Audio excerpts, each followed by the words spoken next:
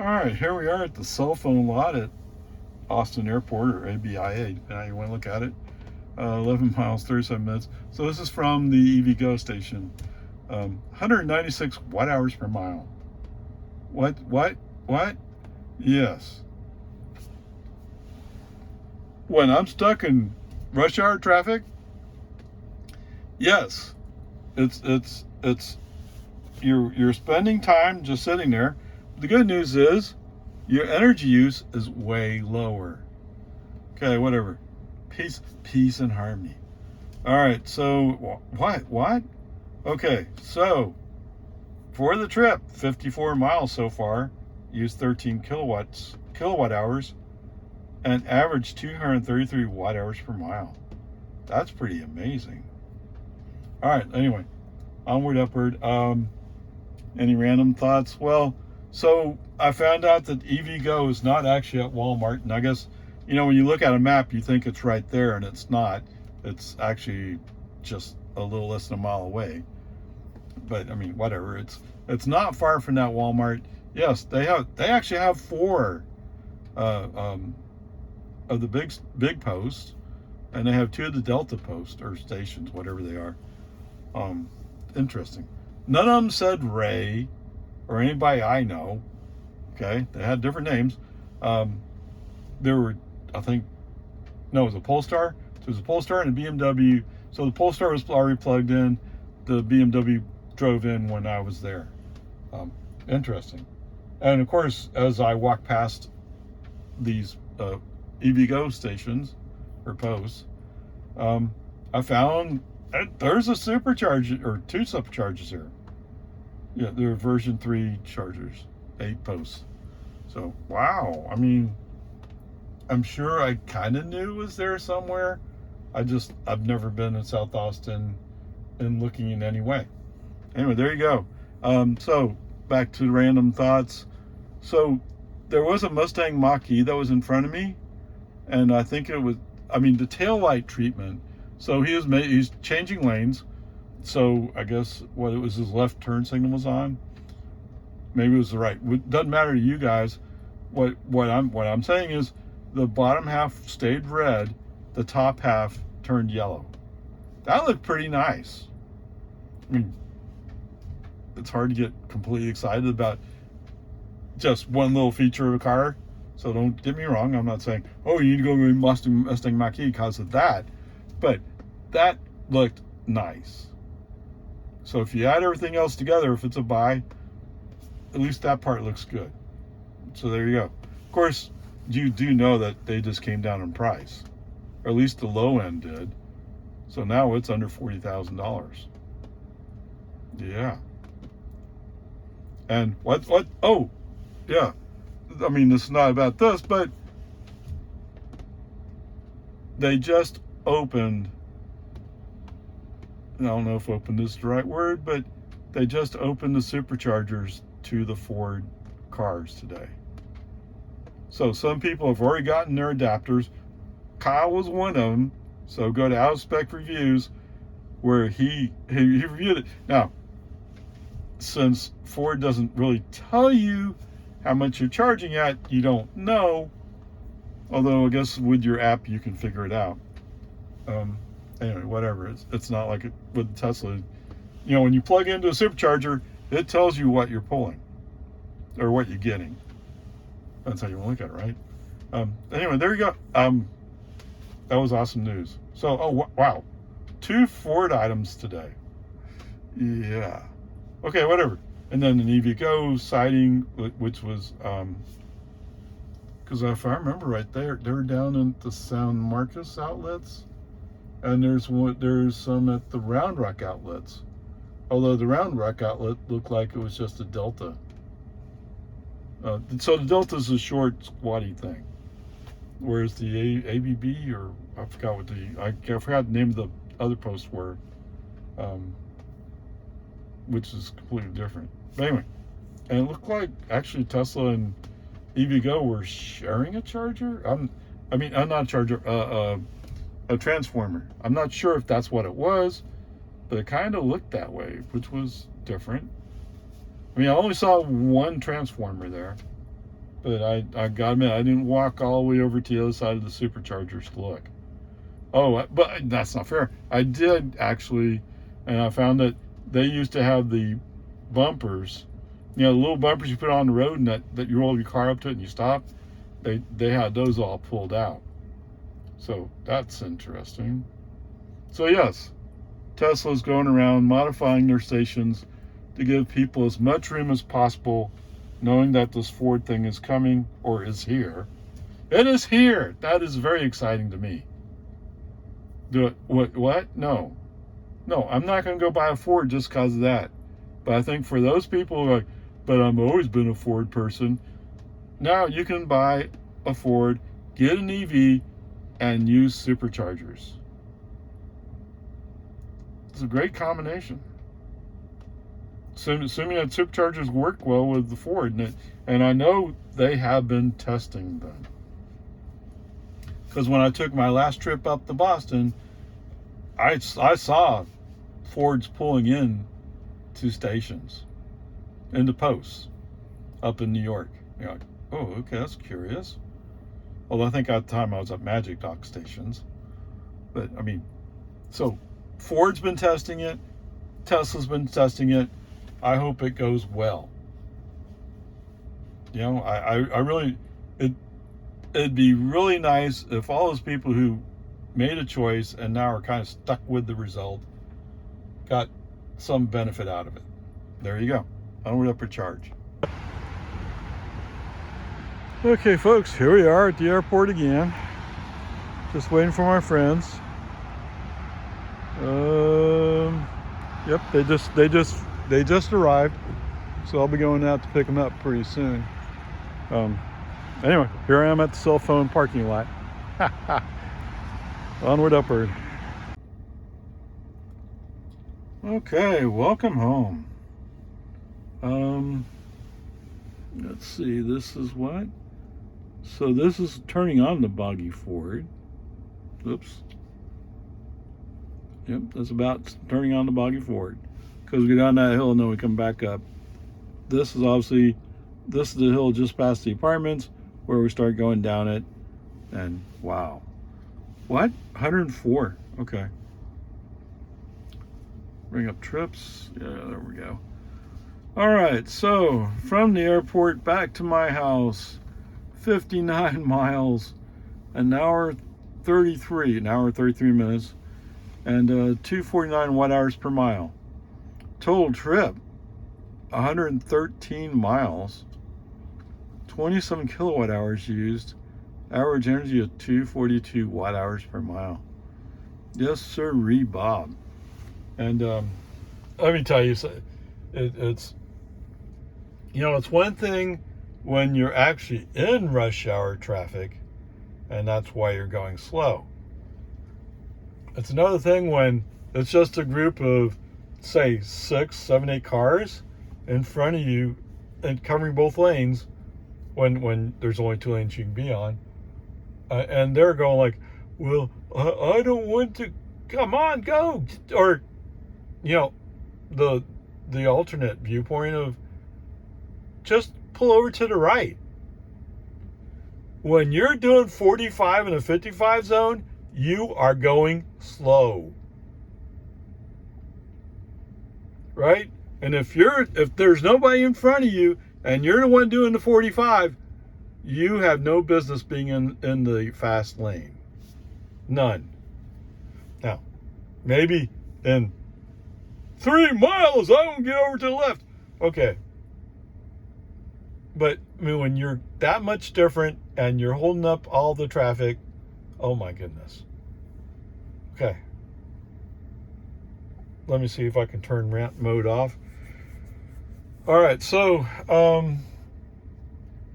over on 620, I saw a truck coming at me. I mean, he's in his lane, but at first I thought, oh, is that a Cybertruck? Because right away I didn't recognize there was something different about it. And it had the light bar on top of it. Well, it's a Cybertruck, that light bar.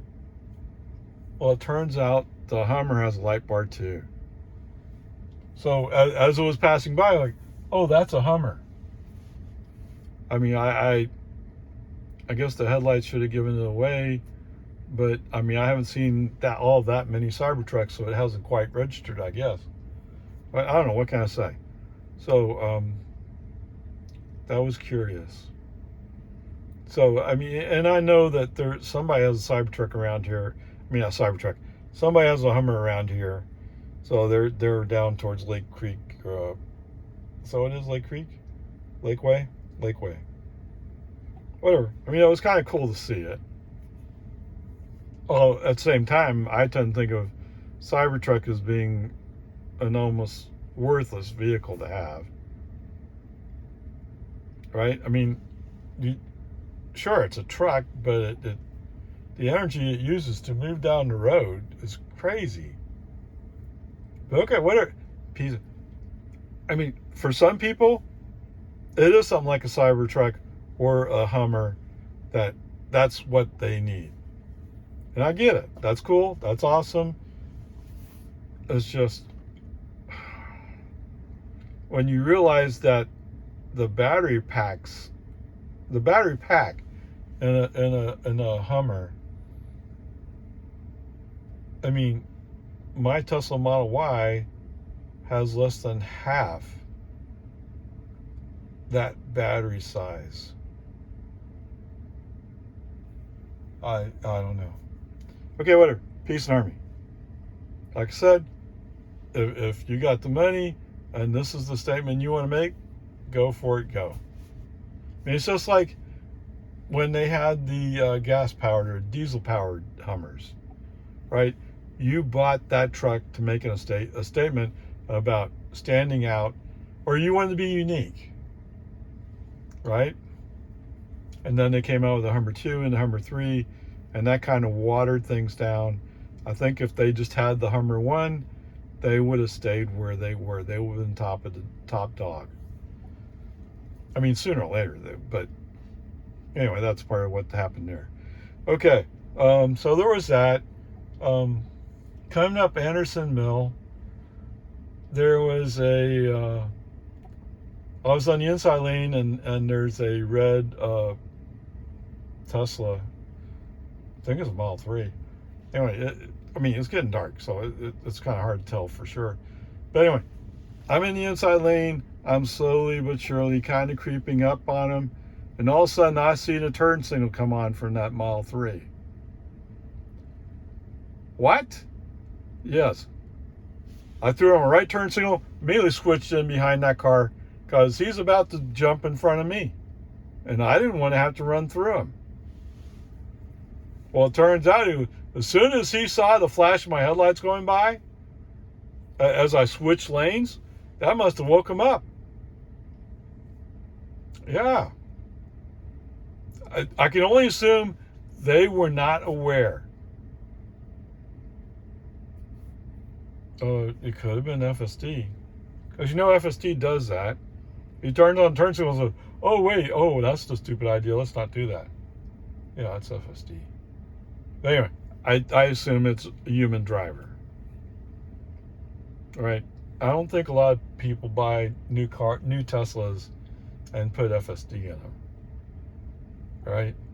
I mean, FSD, yeah, the car I have FSD on is an old car.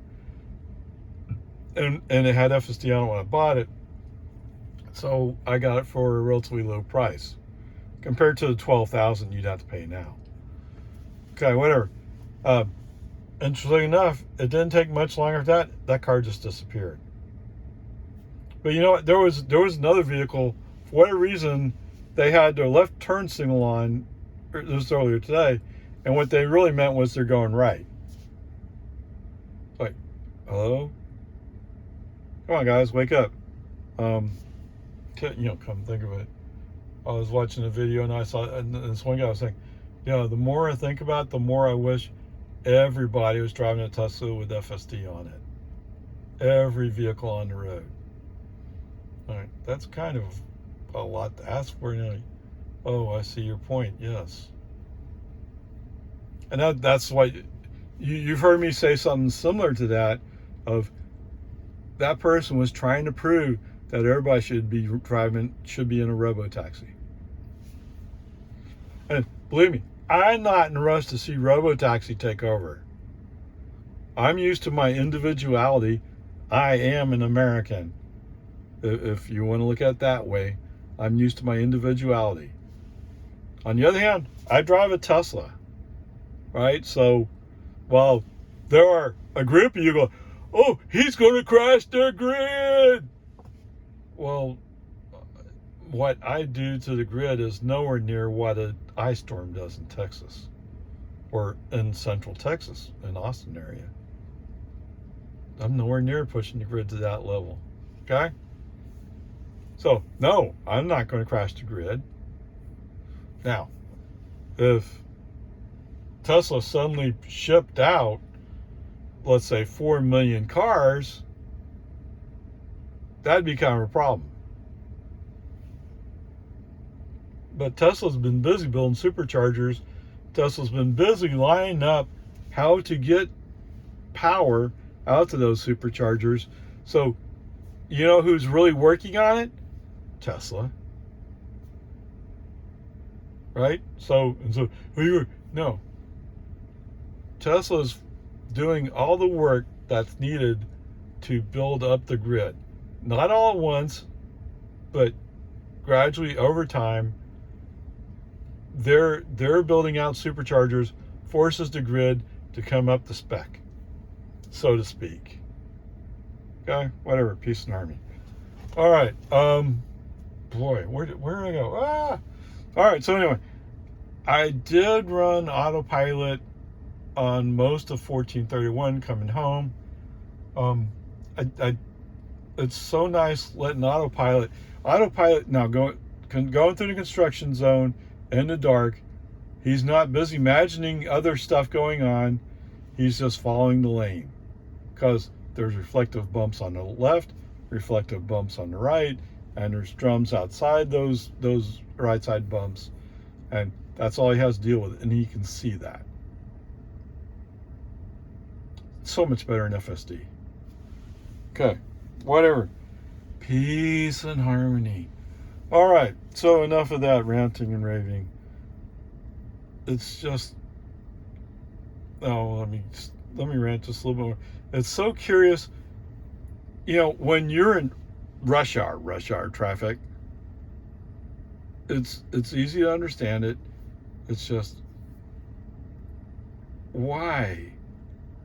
I get it, you're probably tired, right? It's late. I mean, it's almost 9 now. Yeah, it's almost bedtime for Ray. All right, whatever. Peace and harmony. So, just to throw this in, I'm not going to get carried away with this. I can already tell you that Hummer EV couldn't do what I did. He couldn't get this number. The 242 watt hours per mile, or basically 4 miles per kilowatt. Okay. Anyway, so total distance 113 miles. This is basically an airport run.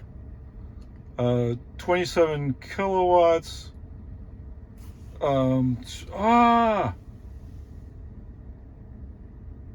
right, 11 cents, right? So 27 to 90, $2.97. So you get just over a gallon of regular unleaded gas to cover 113 miles. Let me know how it goes. Okay, onward, upward charge. And I guarantee you, that Hummer, he wouldn't be doing for 27 kilowatt hours. No siree, Bob, no.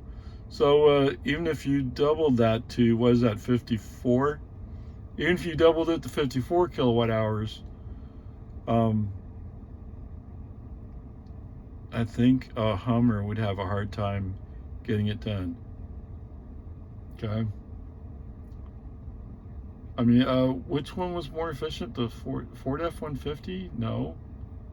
The Ford F-150, I think the Rivian R1T was a little bit more efficient, maybe, with street wheels and tires. And that Rivian R1T might be able to make it for 54 kilowatt hours. And the Ford F-150 wouldn't be too far off of that, with no load. Okay? Well, dude, if you're pulling a trailer behind your pickup, you can't go into the airport. I mean, into the arrival departure lanes. That's not allowed. Right? You have to go park somewhere way off site. So don't give me that trailer stuff. No. And just like I couldn't have a pull a trailer on this car either. It's the same thing. It's a security risk. Okay, whatever. Peace and harmony. There you go. What did I say it was? $2.97 energy cost. Anyway, onward, upward, charge.